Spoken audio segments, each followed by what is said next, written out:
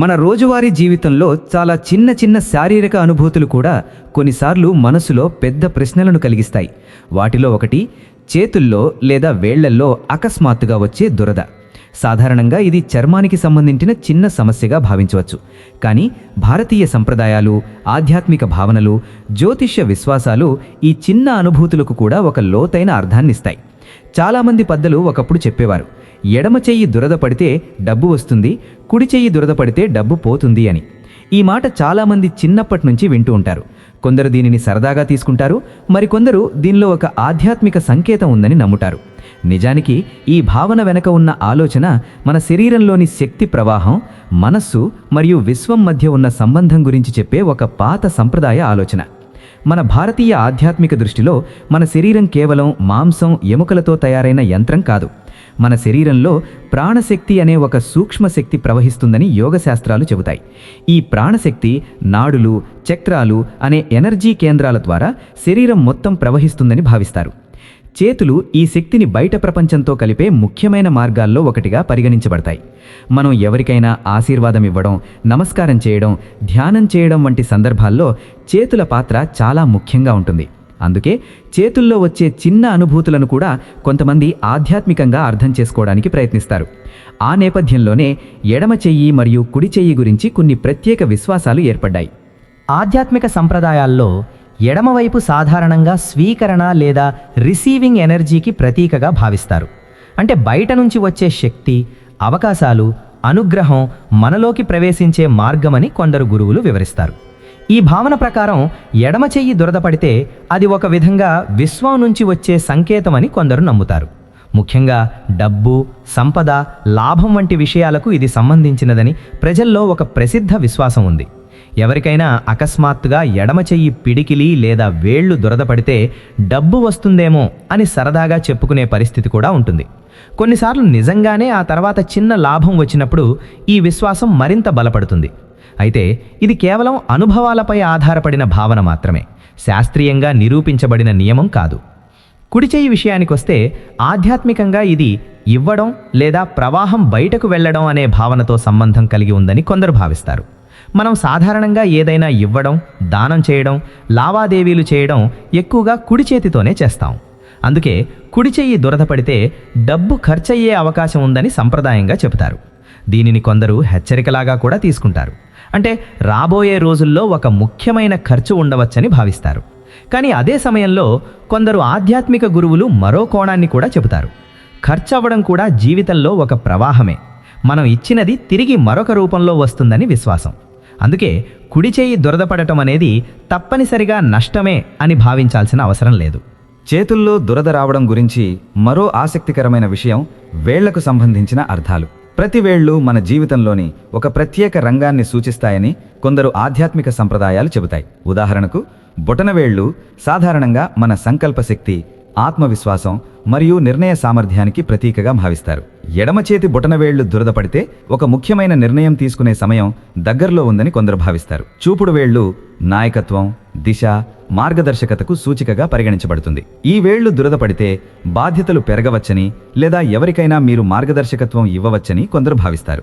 మధ్యవేళ్లు ఆర్థిక స్థితి మరియు సమతుల్యతకు సంబంధించినదిగా కొందరు చెబుతారు. ఈ వేళ్లు దురదపడితే డబ్బు లేదా లాభం గురించి ఒక మార్పు జరిగే అవకాశం ఉందని విశ్వాసం. ఉంగరం వేళ్లు ప్రేమ, సంబంధాలు మరియు కళాత్మకతకు ప్రతీకగా పరిగణించబడుతుంది. చాలా సంస్కృతుల్లో పెళ్లి ఉంగరం ఈ వేళ్లలోనే ధరించడం కూడా ఈ భావనతోనే సంబంధం కలిగి ఉంది. ఎడమ చేతి ఉంగరం వేళ్లు దురదపడితే ప్రేమ సంబంధాల్లో ఒక మార్పు రావచ్చని లేదా మంచి వార్త రావచ్చని కొందరు చెబుతారు. చిటికెన వేళ్లు కమ్యూనికేషన్, స్నేహం మరియు సంబంధాల విస్తరణకు సూచికగా భావించబడుతుంది. ఈ వేళ్లు దురదపడితే కొత్త పరిచయాలు లేదా సంభాషణలు ప్రారంభం కావచ్చని కొన్ని సంప్రదాయ విశ్వాసాలు చెబుతాయి. రోజులో ఏ సమయంలో ఈ దురద వస్తుందో కూడా కొందరు ఆసక్తిగా గమనిస్తారు. ఉదయం సమయంలో వేళ్లు దురదపడితే అది శుభ ప్రారంభానికి సంకేతంగా భావిస్తారు. కొత్త అవకాశాలు లేదా మంచి వార్తలు ఆ రోజులో రావచ్చని అనుకుంటారు. మధ్యాహ్న సమయంలో ఈ అనుభూతి వస్తే పని, వ్యాపారం లేదా ఆర్థిక విషయాలకు సంబంధించిన సమాచారం రావచ్చని కొందరు భావిస్తారు. సాయంత్రం సమయంలో దురద వస్తే కొత్త పరిచయాలు లేదా కుటుంబానికి సంబంధించిన సంతోషకరమైన సంఘటనలు జరగవచ్చని అంటారు. రాత్రి సమయంలో ఈ అనుభూతి వస్తే కొందరు దీనిని ఆలోచనలతో లేదా ఆధ్యాత్మిక అవగాహనతో సంబంధం కలిగి ఉందని చెబుతారు. అయితే ఈ అన్ని విశ్వాసాలను మనం ఒక సరళమైన కోణంలో కూడా చూడాలి. మన శరీరం చాలా సున్నితమైన వ్యవస్థ. చర్మం పొడిబారడం, వాతావరణ మార్పు, అలర్జీ, చెమట లేదా చిన్న నరాల ఒత్తిడి వల్ల కూడా చేతుల్లో దురద రావచ్చు. అందుకే ఈ అనుభూతిని పూర్తిగా ఆధ్యాత్మిక సంకేతంగా మాత్రమే భావించడం సరైంది కాదు. చాలా సందర్భాల్లో ఇది సాధారణ శారీరక కారణం కూడా కావచ్చు. అయినప్పటికీ మనిషి మనసు సహజంగా అర్థం వెతుక్కుంటుంది. చిన్న సంఘటనలకు ఒక కథను, ఒక అర్థాన్ని ఇవ్వాలని ప్రయత్నిస్తుంది. అదే మన సంస్కృతిలో ఇలాంటి విశ్వాసాలను పుట్టించింది. ఆధ్యాత్మిక కోణంలో చూస్తే మన శరీరం, మనసు, విశ్వం మధ్య ఒక అనుసంధానం ఉందని అనేక గురువులు చెబుతారు. మన ఆలోచనలు, భావాలు, ఎనర్జీ మన జీవితాన్ని ప్రభావితం చేస్తాయని యోగశాస్త్రాలు కూడా చెప్పాయి.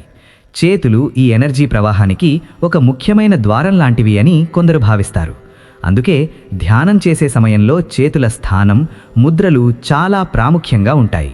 ఈ నేపథ్యంలో చేతుల్లో వచ్చే చిన్న అనుభూతులను కొందరు ఆధ్యాత్మిక సంకేతాలుగా అర్థం చేసుకోవడానికి ప్రయత్నిస్తారు.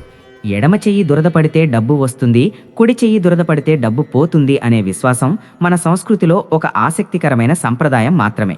ఇది ఖచ్చితమైన నియమం కాదు, కానీ మనిషి ఊహాశక్తి, అనుభవాలు మరియు ఆధ్యాత్మిక భావనల మేళవింపు. కొన్నిసార్లు ఇది నిజమయ్యేలా అనిపించవచ్చు, మరికొన్నిసార్లు పూర్తిగా యాదృచ్ఛికంగా ఉండవచ్చు. కానీ ఈ విశ్వాసం మన సంస్కృతిలో ఒక చిన్న సరదా కథలా, ఒక ఆశాజనక భావనలా కొనసాగుతోంది. మన జీవితంలో ముఖ్యమైనది ఏమిటంటే ఇలాంటి సంకేతాలను అర్థం చేసుకునే ప్రయత్నం చేయడం మాత్రమే కాకుండా మన ఆలోచనలు, చర్యలు, నిర్ణయాలను సానుకూలంగా ఉంచడం.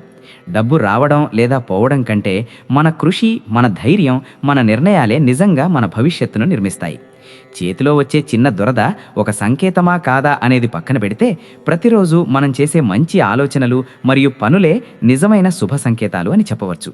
మన పెద్దలు ఇలాంటి విశ్వాసాలను కేవలం భయపెట్టడానికి లేదా మూఢనమ్మకంగా చెప్పలేదు. చాలాసార్లు ఇవి జీవితాన్ని ఆశతో చూడాలని చెప్పే చిన్న సంకేతాల్లాంటివి. ఎడమ చేయి దురద పడితే డబ్బు వస్తుందేమో అని అనుకోవడం ఒక విధంగా మనసులో సానుకూల భావనను పెంచుతుంది. అదేవిధంగా కుడి చేయి దురద పడితే ఖర్చు రావచ్చని అనుకుంటే మనం కొంచెం జాగ్రత్తగా ఖర్చు చేయాలని కూడా గుర్తు చేస్తుంది. అంటే ఈ విశ్వాసాల వెనుక ఒక చిన్న మానసిక శాస్త్రం కూడా దాగి ఉంది.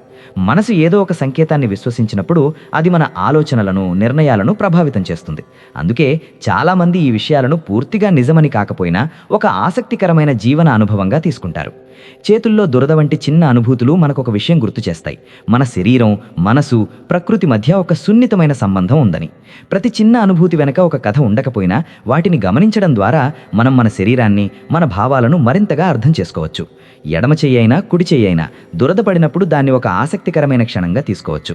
కొందరికి అది డబ్బు గురించి గుర్తు చేస్తుంది, మరికొందరికి అది విశ్వం పంపిన చిన్న సంకేతంలా అనిపిస్తుంది.